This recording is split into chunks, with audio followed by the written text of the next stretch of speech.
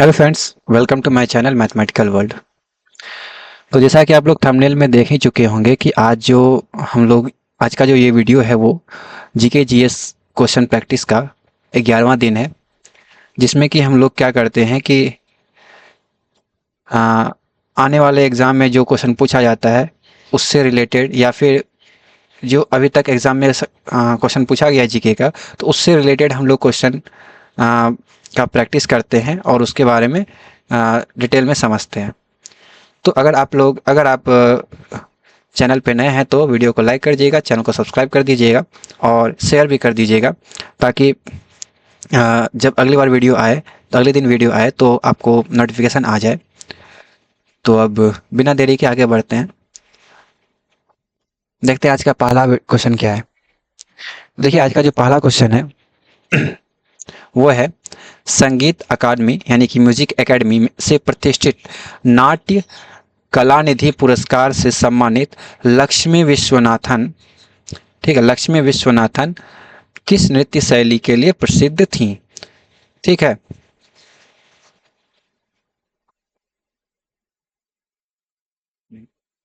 ठीक है। तो इसका जो सही आंसर है वो है option number B, Bharatanatyam. Bharatanatyam यानी कि जो लक्ष्मी विश्वनाथन जो है वो भरतनाट्यम से संबंधित थी, जिसे कि संगीत अकादमी पुरस्कार भी मिला है, यानी कि म्यूजिक एकेडमी प्राइज भी मिला है। ठीक है, अब देखिए, अब भारत में जो शास्त्रीय नृत्य है वो भारत में 8 शास्त्रीय नृत्य हैं। ठीक है, कितने हैं भारत में? 8। देखिए, भारत में कितने हैं? 8 शास्त्रीय नृत्य हैं। कौन कौन से? पहला भरतनाट्यम, दूसरा कथक, तीसरा कथकली, चौथा कुचिपुड़ी, मोहिनीअट्टम, ओडिसी, सत्रिया, मणिपुरी।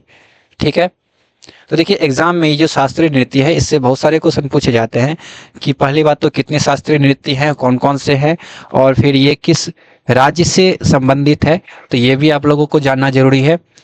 और फिर ये जो भरतनाट्यम, जैसे भरतनाट्यम है, कथक, कथकली है, तो इससे रिलेटेड डांसर्स के बारे में, ठीक है, तो उसके बारे में भी जानना बहुत ज़रूरी है। जैसे कि देखिए, अभी हमने भरतनाट्यम के बारे में पढ़ा, तो भरतनाट्यम से देखिए कौन कौन से डांसर्स जो रिलेटेड हैं वो कौन कौन से हैं। पहला है यामिनी कृष्णमूर्ति, सोनल मानसिंह, रुक्मिणी देवी, अरुणडेल, टी बाल, सरस्वती पद्मा सुब्रमण्यम, एस के सरोज, राम गोपाल, लीला सैमसन, मृणालिनी साराभाई, वैजयंती माला बाली, मालविका सरकार और प्रियदर्शनी गोविंद। देखिए, ये कुल इस सब का नाम याद रखना पॉसिबल नहीं है। ठीक है, तो इसके लिए, इस भरतनाट्यम के लिए देखिए एक ट्रिक है। क्या है? इसको याद रखना है। क्या है? बोली, अमरी, एस, रामा, सोया, तिरु। ठीक है, देखिए इससे क्या होता है, जैसे बोली है, ठीक है, बोली से क्या हो जाएगा? ये बाली देख सकते हैं, बोली से क्या होगा? बाली हो गया यहाँ पे।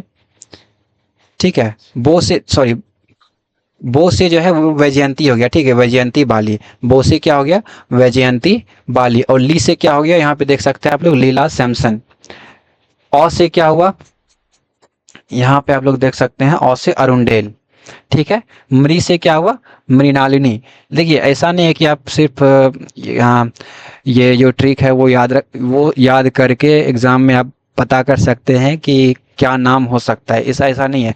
देखिए, इसके बारे में क्या है कि पहले आपको इसके बारे में पढ़ना भी होगा। जैसे अ, आप, जैसे होता है कि कभी कभी आपको नाम पता है कि ये डांसर्स है, लेकिन वो किससे रिलेटेड है ये नहीं पता। तो अगर डांस का सब नाम पता है तभी आप लोग इसका यूज कर सकते हैं। ठीक है, ये ट्रिक का यूज कर सकते हैं, नहीं तो आप लोग इस ट्रिक का यूज कीजिएगा तो, इस ट्रिक को याद कीजिएगा तो कोई फायदा नहीं है।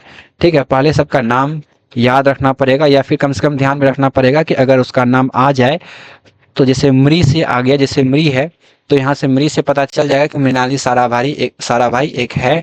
तो उस तो इसीलिए तो पहले क्या है कि सबका कम से कम नाम ध्यान में रहना चाहिए, याद रहे ना रहे ध्यान में रहना चाहिए कि जो सोनल मानसिंह है, यामिनी कृष्णमूर्ति है, इस नाम का कोई डांसर्स है। ठीक है। तो देखिए मृ से क्या हुआ, मृणालिनी साराभाई। एस से क्या हुआ, एक एस के सरोज। फिर रा से क्या हुआ, यहां देख सकते हैं राम गोपाल। माँ से क्या होगा, माँ से देखिए मालविका सरकार। सो से देख सकते हैं सोनल मानसिंह। या से क्या होगा, यामिनी कृष्णमूर्ति। ठीक है। टी से देख सकते हैं यहाँ पे टी बाल सरस्वती पद्मा सुब्रमण्यम। और रू से क्या होता है यहाँ पे रुक्मिणी देवी। ठीक है। और एक यहाँ पे क्या बच गया, प्रियदर्शनी गोविंद। और जो क्वेश्चन में पूछा गया था लक्ष्मी विश्वनाथन। तो ये दोनों एक अलग से आपको याद रखना पड़ेगा। और अगर ये ट्रिक अगर आप याद रख लेते हैं तो लगभग का यानी कि भरतनाट्यम से रिलेटेड जितने भी डांसर्स हैं जिनके बारे में एग्जाम में पूछा जाता है तो वो उसका नाम आपको याद हो जाएगा, या फिर आप ऑप्शन से बता सकते हैं कि ये कौन सा ऑप्शन ये सही होगा भरतनाट्यम के लिए। ठीक है। किसी और दिन जब इसके बारे में आएगा तो हम कथक, कथकली, कुचिपुड़ी, मोहिनीअट्टम, ओडिसी, सत्रिया, मणिपुरी सबके बारे में ट्रिक बताएंगे। तो आज के लिए सिर्फ भरतनाट्यम का रहने देते हैं, ताकि कम ही सीखना है लेकिन ऐसा सीखे कि दिमाग में रहे। ठीक है। चलते हैं अब अगले क्वेश्चन की ओर। अगला क्वेश्चन देखते हैं क्या है। किसी राज्य की विधानसभा को भंग करने की शक्ति किसके पास निहित है। देखिए राज्य में जो विधानसभा होता है उसको भंग कर उसको कौन भंग कर सकता है, राज्य के मुख्यमंत्री, राज्यपाल, राज्य के मुख्य सचिव, उच्च न्यायालय के मुख्य न्यायाधीश। तो इसका जो सही आंसर है वो राज्य के राज्यपाल।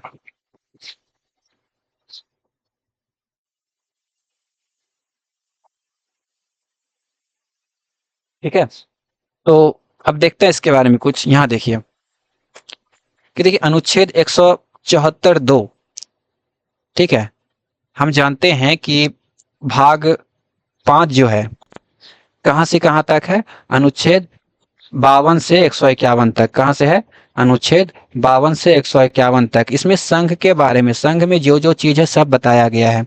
और भाग 6 में क्या है, भाग 6 में कहाँ से कहाँ तक है, 152 से 200 कुछ तक है। कहाँ तक है, 200 यहाँ पे याद नहीं है कितना है, 200 कुछ है। ठीक है। तो देखिए यहाँ पे आप देख, और ये जो भाग 5 है वो संघ के बारे में बताता है। ठीक है। और भाग 6 जो है वो राज्य के बारे में बताता है। तो देखिए ये जो राज्य में जो विधानसभा होता है वो राज्य के अंतर्गत ही आता है। और आप लोग देख सकते हैं कि 174(2) जो है वो राज्य के बारे में ही बात करेगा। उसमें 174(2) में क्या है, किसी राज्य के राज्यपाल को उसकी विधानसभा भंग करने का अधिकार देता है। ये 174(2) में ही दिया गया है। अब देखिए राज्यपाल जो है मुख्यमंत्री के अनुरोध पर विधानसभा को भंग कर सकते हैं। ठीक है। किसके अनुरोध पर, तो मुख्यमंत्री के अनुरोध पर।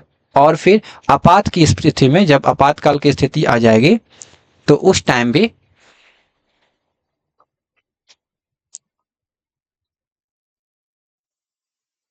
भी राष्ट्र ये जो राज्यपाल है वो विधानसभा को भंग कर सकते हैं। और देखिए विधानसभा का कार्यकाल कितने वर्ष का होता है, तो 5 वर्ष का होता है। लेकिन देखिए कार्यकाल 5 वर्ष का होता है। 5 वर्ष के बाद फिर से चुनाव होता है। जो 5 साल के बाद क्या होता है, विधानसभा भंग हो जाता है और फिर से चुनाव होता है। ठीक है। लेकिन अगर राज्यपाल चाहे तो इससे पहले यानी कि 5 साल के पहले भी इसे भंग कर सकता है। अब देखिए जैसे जैसे राज्य में विधानसभा है उसी तरह से संघ में क्या है, लोकसभा है। ठीक है। अब जैसे राज्य में विधानसभा को राज्यपाल भंग कर सकता है, उसी तरह से संघ में राष्ट्रपति सभा लोकसभा को भंग कर सकता है। ठीक है। देखिए जैसे राष्ट्रपति संघ में, उसी तरह से राज्यपाल राज्य में होता है। जैसे विधानसभा राज्य में होता है वैसे ही लोकसभा संघ में होता है। ठीक है। और जैसे मुख्यमंत्री होता है राज्य में, उसी तरह से प्रधानमंत्री होता है संघ में। तो यहाँ देखिए, लेकिन यह प्रधानमंत्री और मंत्री परिषद की सलाह पर ही किया जाता है ना, यहाँ पे लिखा हुआ है ये भी मंत्री परिषद की सलाह पर, यानी कि प्रधानमंत्री के सलाह पर, प्रधानमंत्री के अनुरोध पर। राज्यपाल भी मुख्यमंत्री के अनुरोध पर विधानसभा को भंग कर सकते थे। ठीक है। और ये जो है लोकसभा को भंग करने के बारे में 85(2) के बी में दिया गया अनुच्छेद में। ठीक है, कि राष्ट्रपति जो है वो लोकसभा को भंग कर, राष्ट्रपति के पास जो है लोकसभा को भंग करने की शक्ति है। और अभी हमने पढ़ा कि जो संघ के बारे में है वो कहाँ से कहाँ तक है, 52 से 151 में। और देख सकते हैं ये भी जो है संघ के बारे में ही है, और अनुच्छेद वही 52 से 151 के बीच में ही है, यानी कि 85(2) के बीच, 85(2) के बी में है। तो उम्मीद है आप लोगों को ये समझ में आ रहा होगा। तो अगर समझ में आ रहा है तो लाइक और सब्सक्राइब जरूर कर दीजिएगा। ठीक है, अगला क्वेश्चन देखते हैं। अगला क्वेश्चन है, कपड़ा उद्योग में कपड़ों के श्वेतन यानी कि रंग को हटाने के लिए किस रसायन का उपयोग किया जाता है? ऑप्शन है कैल्शियम ऑक्सीक्लोराइड, दूसरा है कैल्शियम क्लोराइड, तीसरा है सोडियम कार्बोनेट, चौथा है सोडियम हाइड्रोजन कार्बोनेट, या फिर सोडियम बाइकार्बोनेट भी बोलते हैं सोडियम हाइड्रोजन कार्बोनेट को। तो इसका देखिए सही जो आंसर है ना वो क्या है, ऑप्शन नंबर 1 क्या है, सोडियम, ये कैल्शियम ऑक्सीक्लोराइड। ठीक है, क्या होता है कैल्शियम ऑक्सीक्लोराइड का काम, कि जो उद्योग में यानी कि इंडस्ट्री में क्या होता है, कपड़े के कलर को हटाने का इसका यूज किया जाता है, कपड़े के कलर को हटाने के लिए इसका यूज किया जाता है। अब देखिए इसके बारे में कुछ जान लेते हैं क्या है। देखिए कैल्शियम ऑक्सीक्लोराइड, सबसे पहले इसका फॉर्मूला क्या होता है देख सकते हैं यहाँ पे, कैल्शियम हो गया, ऑक्सी यानी कि ऑक्सीजन, क्लोराइड यानी कि क्लोरीन, और यहाँ पे 2 क्लोरीन होता है तो CaOCl2, और इसी को हम लोग क्या कहते हैं, ब्लीचिंग पाउडर भी कहते हैं। ब्लीचिंग पाउडर भी कहते हैं, यहाँ देख सकते हैं ब्लीचिंग पाउडर भी कहते हैं, और क्लोरीन ऑफ लाइम के नाम से भी इसको जानते हैं। ठीक है, तो ये चीज भी हो सकता है एग्जाम में पूछ दिया जाए, साइंस का क्वेश्चन है ये। ठीक है, अब देखिए इसका कैल्शियम ऑक्सीक्लोराइड का इस्तेमाल कई कामों में किया जाता है, कैसे, जैसे कपड़े, कागज और तेल जैसे उद्योगों में रंग हटाने वाले एजेंट के रूप में, यानी कि इसका काम क्या होता है, कलर को हटाना। ब्लीचिंग पाउडर का काम क्या होता है, कलर को हटाना, ब्लीच करना। ठीक है, अब देखिए पेयजल को शुद्ध करने में, ये अलग है, ये में रोगाणुनाशक और ऑक्सीकारक के रूप में, ठीक है, सॉरी यहाँ पे अलग है, क्या क्या है, पेयजल को शुद्ध करने में यानी कि पीने वाले पानी को शुद्ध करने में ब्लीचिंग पाउडर का यूज किया जाता है, रोगाणुनाशक और ऑक्सीकारक के रूप में।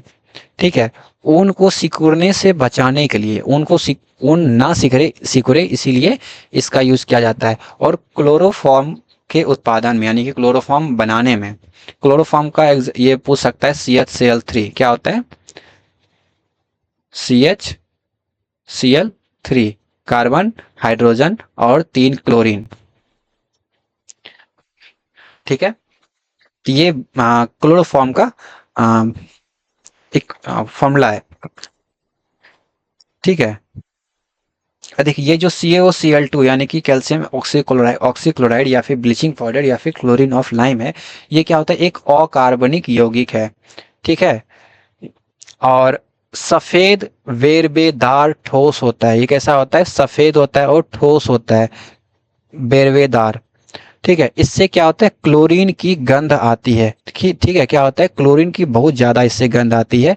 ये जो कैल्शियम ऑक्सीक्लोराइड यानी कि ब्लीचिंग पाउडर है, आप लोग ब्लीचिंग पाउडर का गंध तो जानते ही होंगे, बहुत ही ज्यादा गंध उसमें आता है, वो क्लोरीन का ही गंध होता है। ठीक है, तो अब आगे बढ़ते हैं अगले क्वेश्चन की ओर। अगला क्वेश्चन देखते हैं क्या है।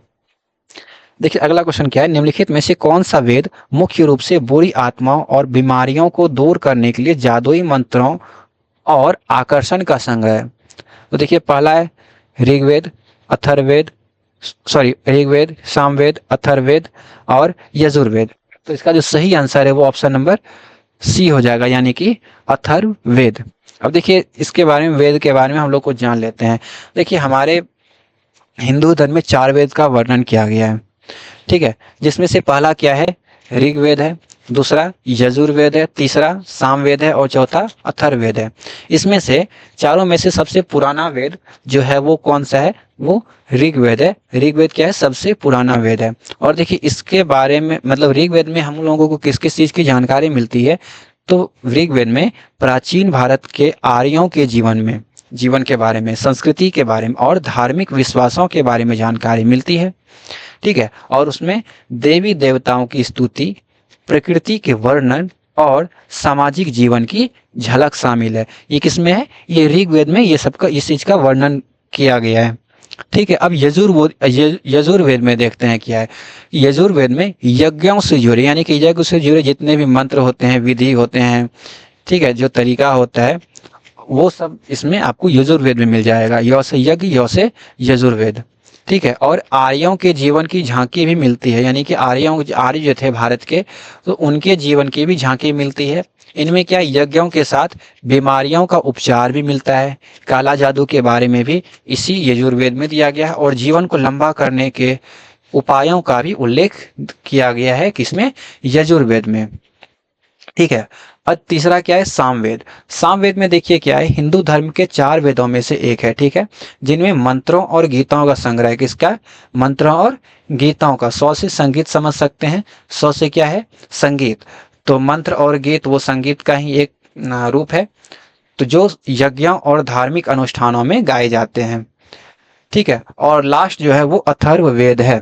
अथर्ववेद में देखिए, अथर्ववेद मंत्रों में अद्भुत शक्तियों, आध्यात्मिकता के अवधारणाओं, उपचार, यंत्र, टोटके और वर्तमान जीवन के विभिन्न पहलुओं का विवरण होता है। इस वेद में विज्ञान, आयुर्वेद, ज्योतिष, शास्त्रीय गणित, रसायन, संगणक विज्ञान, भूगर्भ विज्ञान और भूत प्रेतों से संबंधित जानकारी भी इसी अथर्ववेद में ही हम लोगों को मिलती है। तो ये एग्जाम में क्वेश्चन पूछा जाता है कि चारों वेद के बारे में, कि किस वेद में क्या हम लोगों को किस किस चीज की जानकारी मिलती है। जैसे कि यही क्वेश्चन एक देख सकते हैं आपके सामने है, अथर्ववेद के बारे में पूछ दिया गया है। तो उसी तरह से किसी एग्जाम में ऋग्वेद के बारे में पूछा जाता है, किसी में यजुर्वेद के बारे में पूछा जाता है, या फिर सामवेद के बारे में पूछा जाता है। तो ये चीज आपको जानकारी पता रहनी चाहिए, ताकि आपको एग्जाम में हेल्प कर सके। तो आगे देखिए, आज का लास्ट क्वेश्चन जो है वो क्वेश्चन क्या है, बांग्लादेश के संविधान के अनुसार निम्नलिखित में से कौन सा बांग्लादेश राज्य धर्म है? तो आप आसानी से बता सकते हैं कि इस्लाम जो है वो बांग्लादेश का राज्य धर्म है। ठीक है, क्योंकि वहां पे जो इस्लाम की संख्या है बहुत ही ज्यादा है। जैसे अगर एग्जाम में ये पूछा जाए कि भारत देश का जो राज्य धर्म है वो कौन सा है, तो देखिए भारत देश का कोई भी राज्य धर्म है ही नहीं। ठीक है, यहाँ पे सभी धर्म एक समान है, जिसे कि सेक्युलरिज्म बोला जाता है। ठीक है, भारत क्या है? सेक्युलर है, यानी कि सभी धर्म एक समान है संविधान के सामने। ठीक है, तो बांग्लादेश में क्या है? इस्लाम जो है वो बांग्लादेश का राज्य धर्म है। अब देखिए बांग्लादेश के बारे में थोड़ा जान लेते हैं कि बांग्लादेश जो है इसको पूर्वी पाकिस्तान भी कहा जाता था पहले। ठीक है, जब पाकिस्तान और इंडिया का विभाजन हुआ 1947 में, उस टाइम एक पूर्वी पाकिस्तान, यहाँ पे देखिए, यहाँ पे इधर पाकिस्तान होगा और इधर बांग्लादेश होगा, और बीच में क्या होगा? इंडिया है। ठीक है, तो जब इसका इंडिया का पार्टीशन हुआ था तो ये पश्चिमी पाकिस्तान हो गया था, और यहाँ पे ये पूर्वी पाकिस्तान हो गया था। लेकिन कुछ समय बाद, यानी कि 1971 में किसी वजह से भारत पाकिस्तान युद्ध हुआ। ठीक है, उसके बाद पाकिस्तान से अलग होकर एक स्वतंत्र राष्ट्र बना। कौन बना? ये बांग्लादेश। कब? 1971 में। इससे पहले क्या कहा जाता था? तो पूर्वी पाकिस्तान कहा जाता था। और देख सकते हैं कि ढाका है, उसे वही क्या है? बांग्लादेश की राजधानी। ये भी एग्जाम में पूछा जाता है कि बांग्लादेश की राजधानी क्या है, तो ढाका है। और अगर ये पूछा जाए कि बांग्लादेश का जो करेंसी है वो क्या है, तो वो है टका या टेका बोला जाता है, कोई दिक्कत नहीं है। ठीक है, तो आज का ये लास्ट क्वेश्चन था। उम्मीद है कि आप लोगों को क्वेश्चन और इसका एक्सप्लेनेशन समझ में आया होगा। और अगर वीडियो अच्छा लगा तो वीडियो को लाइक कीजिए, चैनल को सब्सक्राइब कीजिए, और मिलते हैं अगले वीडियो में। धन्यवाद।